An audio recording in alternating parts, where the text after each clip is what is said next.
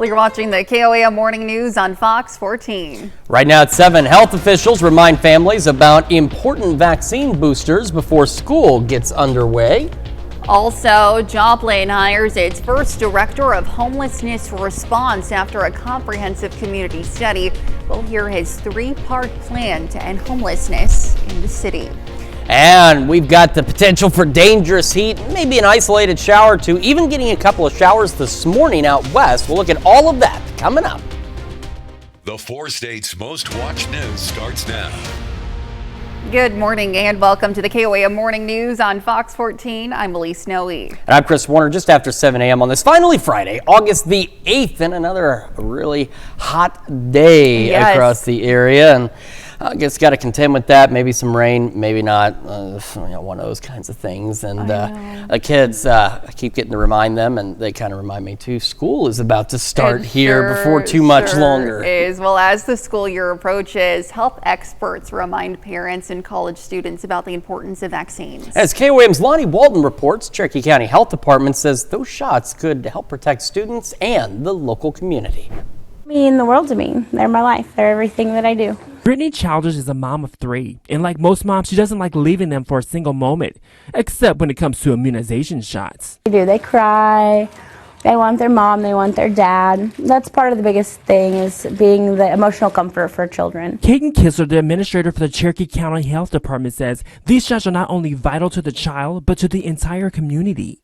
Immunizations right now are very important because of recent outbreaks locally through the state of Kansas with measles, mumps, and rubella. The concern doesn't necessarily end after high school. One of the areas that becomes a little bit more laxed is when those children are now out of school and entering college. And so unless those programs require them to have certain vaccinations, it's very important that they go ahead and have those vaccinations completed as well. Kissler says don't forget about a few extras. For older children, other vaccines that are important is boosting that Tdap vaccine and their HPV vaccine. Speaking of all these shots, what about the pain? Well, all shots hurt a little bit.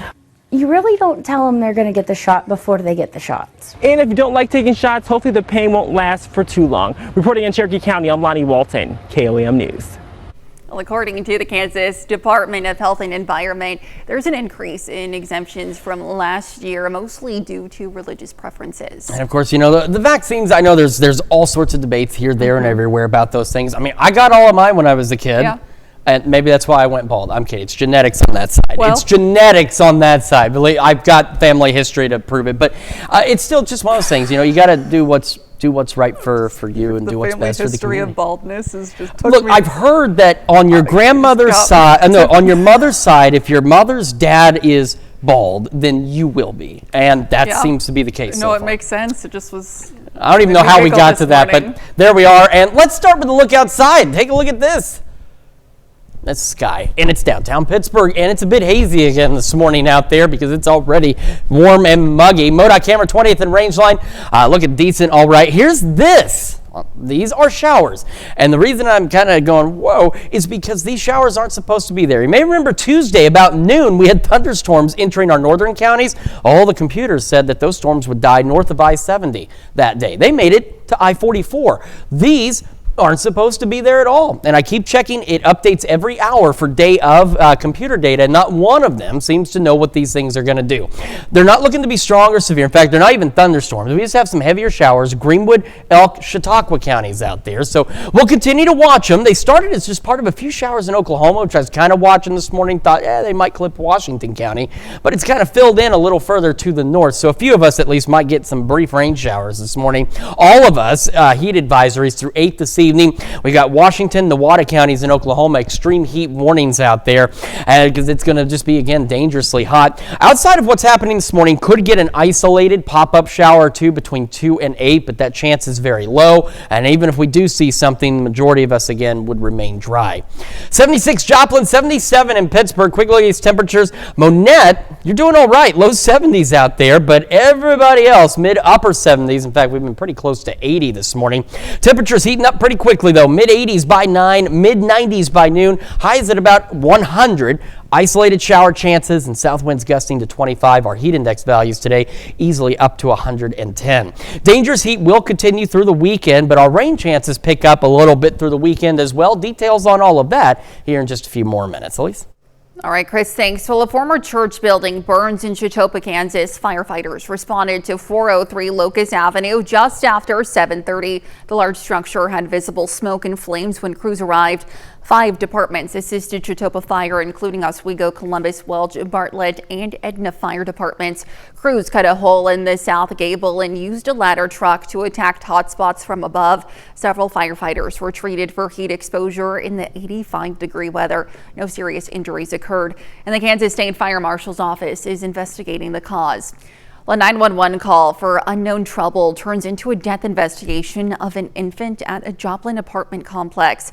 Joplin police set up their crime scene command unit after responding to the initial call around 8:40 yesterday morning at the Oxford Park Apartments on the 2600 block of 34th Street. When crews arrived, they discovered an unconscious 9-month-old infant who was not breathing. Despite emergency efforts, the infant was pronounced dead at the scene. Authorities remain on the scene as the active investigation continues, and police are working with the coroner's office to conduct an autopsy. This is a developing story, and you can head over to KOAMnewsnow.com for more details as they become available. And to be the first to see breaking news, weather, and sports, you can always download the KOAM News app, available free of charge in the app store of your choice. All you have to do is search for the KOAM News app. Well, Project Homeless was in action at the Joplin Salvation Army office. It's a one-stop shop for people experiencing homelessness to get information on resources for help. Resources like legal aid, housing assistance, and medical checks were available.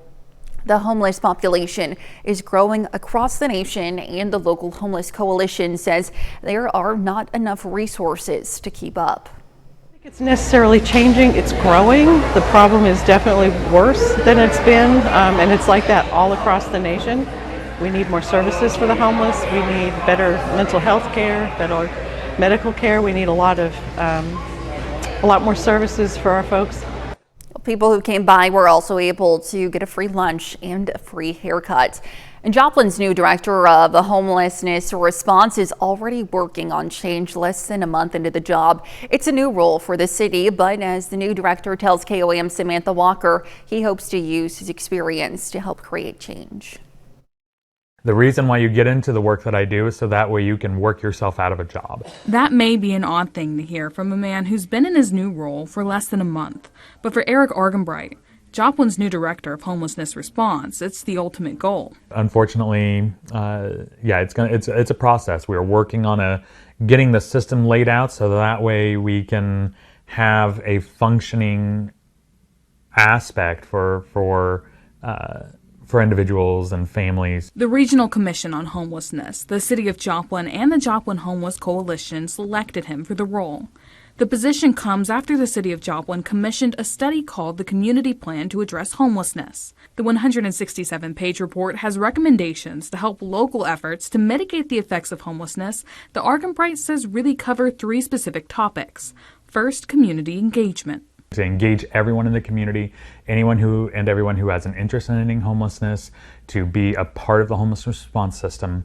Also, providing appropriate education on homelessness. The second area is data. To say, okay, where do we need to focus our efforts most? Where do we need to look at our resources? And finally, establishing leadership and what he refers to as a system of care. Getting all of the stakeholders involved and on the same page, understanding, where we kind of are and things like that. So that way we are all, going towards the same plan. Argenbright has more than a decade of experience, most recently working with the Kansas statewide homeless coalition. I'm also a person of lived experience, which is a huge thing that we're really trying to get more involvement in our homelessness response system here from folks with lived experience, because they are the true experts. But his years of experience in this field have also shown him that you can't expect to mitigate homelessness overnight. It's a long process, but Joplin is ready for it. The amount of love and care and enthusiasm and encouragement that exists within the community in order to help those who are living on the streets, living in shelters, living in their cars.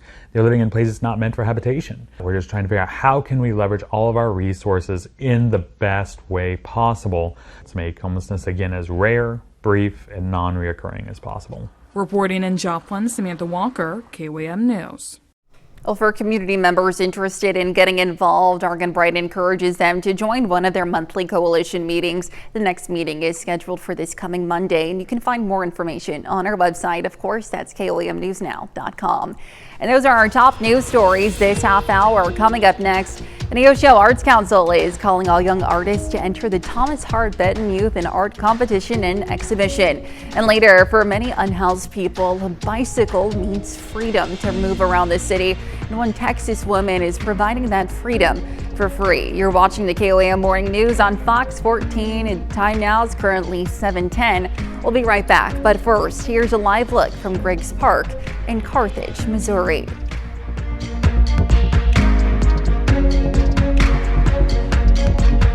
Welcome back. We have Josh Novak from the Neosho Arts Council with us this morning with an invitation to young area artists as entries are about to open up for the Thomas Hart Benton Youth Art Competition and Exhibition, and also the adult one as well. Josh, thank you so much for being with us this morning. We're always happy to have you. So talk to me about this art competition coming up for youth and adults. Yeah, so first let's start off with the youth art competition. So that is going to be at our fish hatchery, and so kids ages 8 to 17 are going to be able to enter. September 15th through the 19th is work drop off, and it's all like 2D work, and those prizes will be for Blick art materials, and the reception and awards will be handed out October 5th. And so that is just our way of encouraging young artists to participate in kind of this era of, Thomas Hart Benton, because he actually painted the fish hatchery back when he was a kid and young artist as well. Wow. And then leading into that, we also have our emerging and professional art competition that's happening at the Chamber of Commerce, and that is for artists 18 and older. And so that is our more professional exhibit where there's going to be requirements on hanging, right? Sure. Everything needs to have wire hanging, be ready to hang and ready to submit. All of our applications for that will be online. Okay. And that deadline for online applications is August 27th at midnight. And then the 28th and 29th, we have work drop-off. And then we also have a juror coming in. Her name is Laura Nugent. Okay. And so what she's going to be doing is she is going to give awards and also critiques September 27th around 2 p.m. And then that exhibition will run from, basically the 29th or the beginning of September all the way to the 24th of October as well. Wonderful. So let's go back to the youth art competition. For those young artists, what do you have to say to them? Maybe they're interested or they're scared to put their pieces out to be judged. What do you have to say? Everyone is scared all the time. It's so nerve-wracking, trying to put yourself out in the world. It's kind of like trying to reveal this, chink of armor, reveal your artwork to the world. Right, it's so personal. And I think if it is so personal, put it out there, because what we say as artists is if you make it more personal to yourself, it's actually more universally accepted, because it's so, it's so much you, the world recognizes that. And I would say just do it. There's no entry fee for the youth art competition or anything like that. And you'll be surprised at what happens. So. Wonderful. Some great encouragement there really quickly. You mentioned a lot of deadlines, registration deadlines. If people want to find out more information on that on your website, tell me what the URL is for that and where folks can find more information. Yeah, neoshoarts.net will give you everything that you need to know. I know I threw a lot of dates. It's all laid out, all the requirements and everything for the professional and the youth art competition. So please check us out and please submit some work. All right, very exciting. Josh, as always, thanks so much for being with us this morning. Thank you. Stick around, we'll be right back. Welcome back to the KOAM Morning News. It's 7:19 now on this Friday morning. We're going to start with the Skywatch Storm Tracker because, as we discussed earlier, we have these showers. They're not supposed to be there. They are. They're not crazy. They're not even thunderstorms at this point, but they are bringing at least some rain. We have a couple of new ones. Going up in far northern Coffee County, way northern Coffee County. And we have another one now into northern Woodson County, north of Yates Center. We got some heavier showers here between Eureka and Twin Grove, or just to the east of that on east of K99. A few more of these showers back down through Elk County and into Chautauqua County as well. Not much is there, but like I said, the computers, they didn't show these showers, and each update every hour is just not catching up with what they are or what they're going to do. So there's new ones developing. They're slowly pushing east. We'll just have to kind of see how long they last, but at least some of us may get at least a little rain out there this morning. Outside of that, we'll have another opportunity for an isolated shower or two as we roll into the afternoon. Between about 2 and 8, we could get one out there, but again, this chance is very limited, and so we may not see any at all, and what we do see is going to be very isolated. And the same occurs tomorrow morning. A couple isolated showers possible between about 5 a.m. and 10 a.m. on our Saturday, but again, very isolated out there.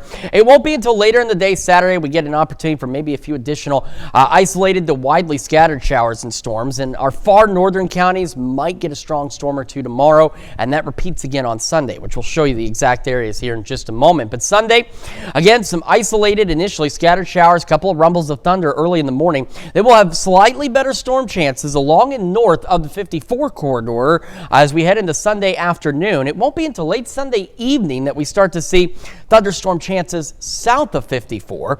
And again, right now, future track showing quite a bit of shower and thunderstorm activity late Sunday into early Monday.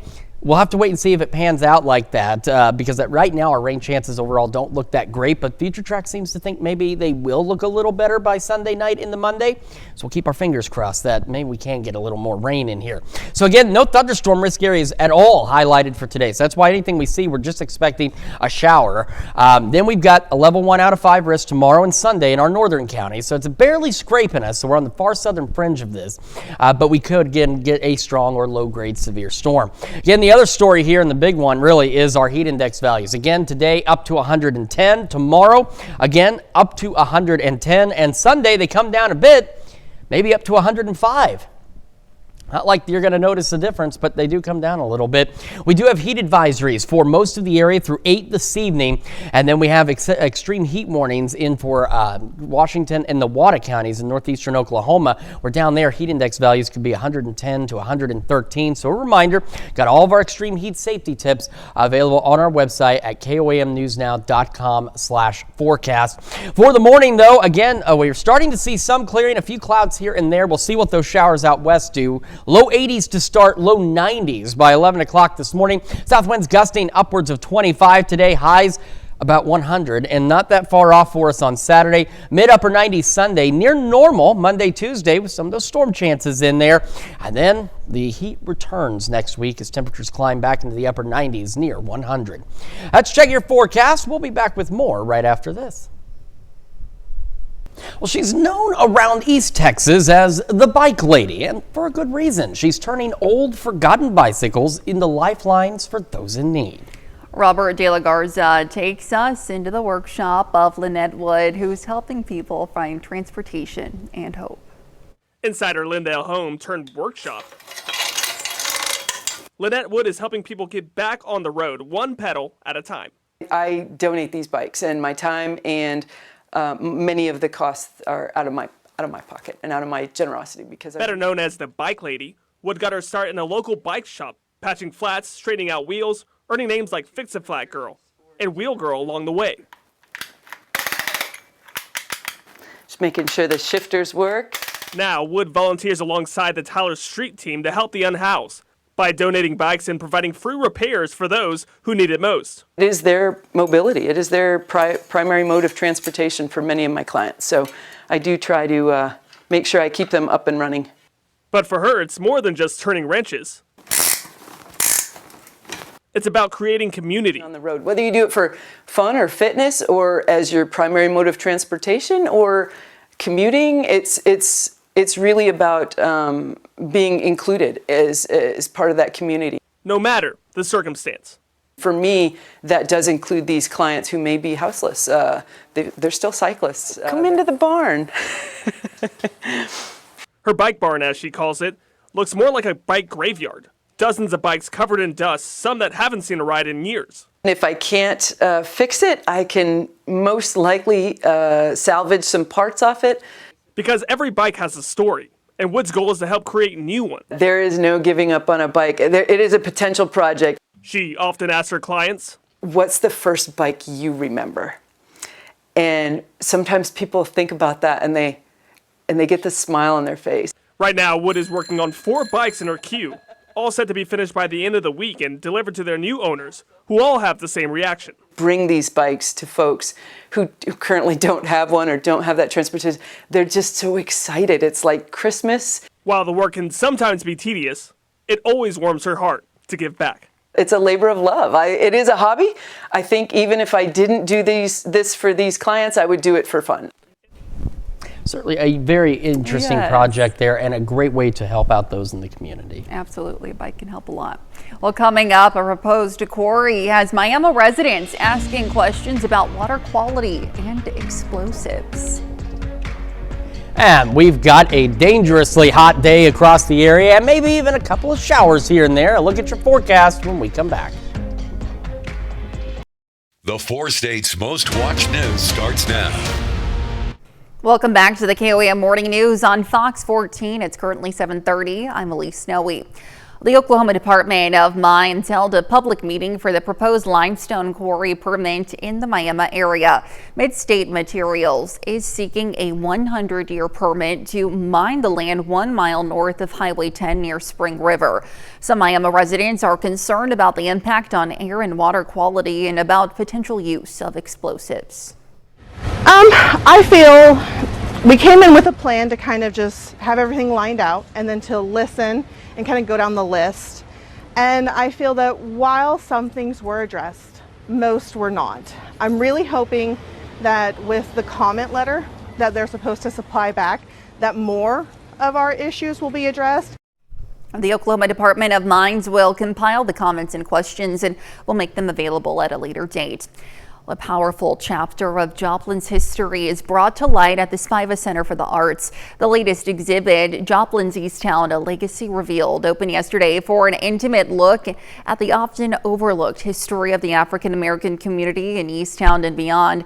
The exhibit honors history while celebrating a lasting legacy. I like to think of myself as being a colorist, and I want them to feel the emotion of jazz and the emotion of Negro League baseball. One of the hallmarks of Negro League baseball is African Americans, everything we do, we're very expressive with it. So I try to do that expression with color. The exhibit runs until August 23rd. Let's head over now to Chris for a quick look at your forecast. We're going to start with a look outside downtown Pittsburgh. It's a bit hazy. It's already warm and muggy this morning ahead of a day with dangerous heat. MoDOT camera 20th and range line. Hazy as well as the sun continues to rise out there. And then there's those showers. And now they're slightly becoming thunderstorms. And that is because we now have some lightning being picked up with one of these showers up into Elk County. So we're going to start up here around Coffee County. Got a shower just east of Burlington, another one south of Burlington on 75. Light showers northern Woodson County. They're probably not doing much. They may not even be reaching the ground. Back into Greenwood County, we have this heavier shower here. And now you see a couple of lightning strikes from this shower, which is now becoming a thunderstorm, west of Fredonia into northeastern Elk County. And then we've got some additional showers down here through Chetopa County. Now, in terms of our thunderstorm outlook over the next 3 days, we don't even have a general thunderstorm risk area highlighted for today. So this goes back to these weren't showing up on data this morning. They're still trying to fill in a little more, and we just kind of have to wait and see what they're going to do because they are kind of doing their own thing. Don't think they're going to be strong or severe by any means, but they are continuing to try and develop and roll east, which means maybe a few of us will get some rain chances, at least a little bit out there to help with this. We have heat advisories across virtually the entire area through 8th this evening. I say that because Washington, the Water counties in Oklahoma, that's an extreme heat warning that's in place. Heat index values down there could be 110 to 113. Future track. So the showers that are out there this morning, even future track by noon, it's not showing them. Does that mean they're going to be gone by noon? Maybe. But again, since none of the computers are picking up on them, we'll have to see what happens. Outside of that, between 2 and 8, we do have an opportunity for another isolated pop-up shower, but I think most of us will be dry as we head through the afternoon and evening. 76 in Joplin, 77 in Pittsburgh. Quick look at those temperatures. Starting to warm up. Monette-Cassville still in the low to mid 70s. Most of us, though, into the upper 70s. Independence now warm at 79 degrees already. We're looking to be the mid 80s by 9, mid 90s by noon. Highs today about 100. Heat index values for most of us up to 110. Isolated shower or two out there, and south winds gusting to 25. We'll continue to keep an eye on these showers that are slowly trying to become thunderstorms out west, and have a look at the dangerous heat into the weekend and our other rain chances here in just a few more minutes. Elise? And don't forget, you can be the first to know about the day's weather with the KOAM Skywatch weather app. You can get those severe weather updates sent straight to your phone free of charge in the Apple App Store and the Google Play Store. The KOAM Skywatch weather app. Well, a sewage spill devastates wildlife in a Lamar, Missouri creek, killing hundreds of fish. The backup released untreated wastewater into the creek, threatening the local environment. Officials say around 800 fish were found dead, and KOAM's Anthony Saviello explains what the city is doing to remedy the situation. It's a tale that smells bad. We determined that at some point we've had a sewer overflow from one of our manholes close to the creek. So currently we're working on remediating that. A closer look at the water shows Honey Creek is now a watery grave for hundreds of fish. Nobody wants to see these circumstances. Nobody wants to see any harm come to the wildlife. I mean, wildlife's a great part of the ecosystem. It takes all of it to make that work. Despite the perishing of so many fish, the Missouri Department of Conservation says there is good news for the future of the creek. If the habitat returns, in this case would be cleaner water, the wildlife will return too. It's just a matter of getting things cleaned up and then let nature take its course. And in this case, it will probably repopulate that stream, and over a course of time, things should be fine. This stinky situation serves as a reminder. This is a good reminder that habitat exists in all types of environments: urban, rural, big river, small stream in the city, anything like that. So it's just, it's another reason why we need to take care of our environment. I think the one thing is just for people to recognize what they're putting in the sewer system or what they're throwing out in the streets. I mean, there's always a chance that gets in there. It shouldn't, but there's always a possibility somehow those items do end up in the sewer system. The pumping that you see going on behind me will continue until the entire creek gets remediated and restored back to its former glory. In Lamar, Missouri, Anthony Saviello, KOAM News. That's a look at our top news stories coming up this half hour on the KOAM Morning News. Shannon Becker joins us with his big 3 stories of the week. Time now, 7:37. We'll be right back. But first, here's a live look from Greg's Park in Carthage, Missouri.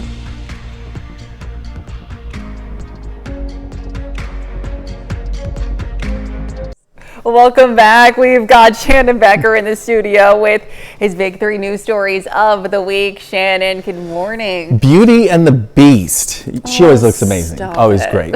Let's take a look at the big 3 stories this week.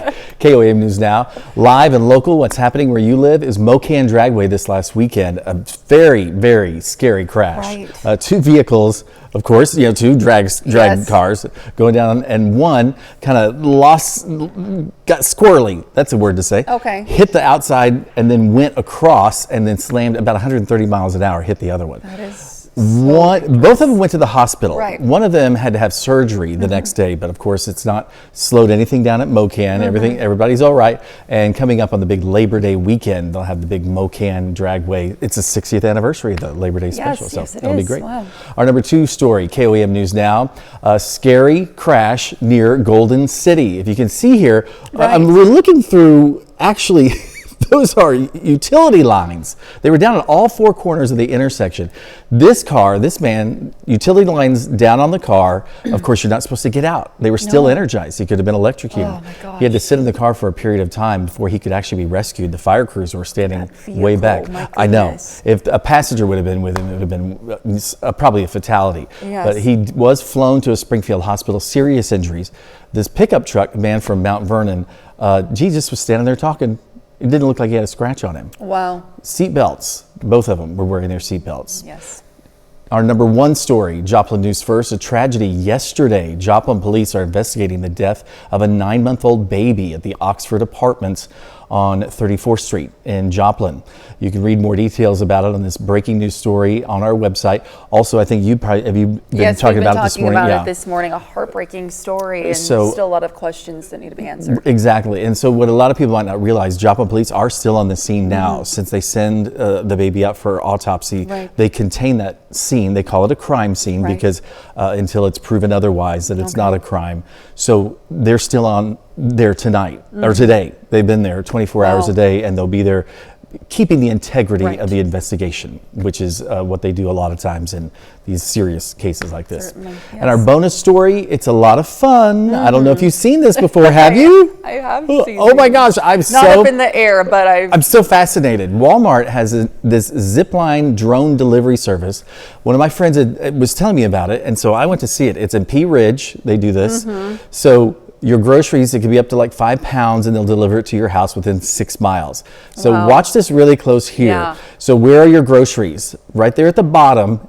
This cracks me up. I was so fascinated. That's them, and they go up into the bottom of that drone, and then it locks in. It's got a tail number like an airplane. So they must be pretty big. Yeah, they are. Wow. Oh yeah, that's pretty big. And so then it goes up inside the drone, and then the drone just zoom, it just goes off. And then it will hover above your house. That little bitty drone then comes out and then goes on your lawn or patio or wherever it's supposed to. So 2025, no flying cars, but flying groceries. Yeah, exactly. Okay. So if you have a medicine that you've forgotten or you need to pick up, if you're sick, they can deliver that. Or, that secret ingredient for dinner that you forgot about, you can get that delivered to your house. You have to have an annual subscription service or, it could cost like $12 or $20, depending upon that. Very interesting. So I don't think it's coming to Missouri anytime soon, but they are hitting 100 new cities. States far away from us, but cross our fingers. Pea Ridge isn't very far. No, it's not. All right, Shannon. Well, as always, thank you so much for being with us this morning. Stick around. We'll be right back.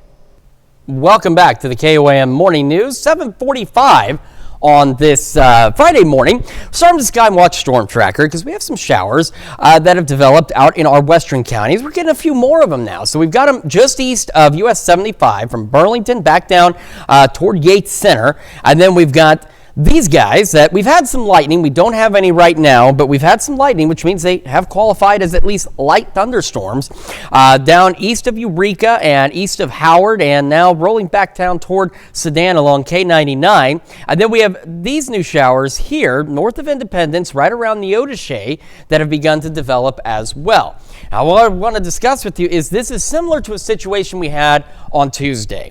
Not the exact same, but in terms of how it's playing out, it's similar. Tuesday, we had those storms that pushed through the area, made it all the way to I-44 before they began to die out. All the computer data said they were going to die out north of I-70, and they didn't. This morning, all the computer data we have has not shown any of this activity. None of it is on any of the data. It updates every hour. I've been checking every piece of information. Nothing is picking up on these showers and now thunderstorms. So I don't know exactly how long they're going to last. I don't know what kind of development we might get ahead of it. But on the bright side, some of us at least are getting some rain, which is certainly good. We'll keep an eye on them, not expecting them to do much, but again, we just kind of have to play it out and see what they do. Because Future Track by noon, if those storms were going to survive based on Future Track, they'd still be here. By noon, they're not showing up here. But that's not to guarantee they'll be gone before noon. Again, we just have to kind of see how they play out. Outside of that, though, between 2 and 8, we could get another isolated shower or two out there. Not expecting much. Most of us will be dry. Saturday morning, again, in our southern counties, maybe an isolated shower or two. And then we head into the afternoon hours and we start to get a few more isolated to widely scattered showers and storms. But those don't last very long either. Sunday morning, we start with some showers, storms out there, a few isolated storms. But the better chances initially are going to be along and north of 54. It won't be until late evening Sunday into early Monday morning that we start start to see a few better storm chances south of 54. Now, right now, future tracks picking up on a few more shower and thunderstorm chances than what we were initially thinking. It would certainly be nice if this is how this played out, because we could use the rain, we could use the break from the heat, but we'll just have to wait and see. And this is where we go into, just so you know about today's information and the showers and rumbles of thunder this morning. This light green is just general thunderstorms. It goes out when you're expecting thunderstorms, but nothing severe.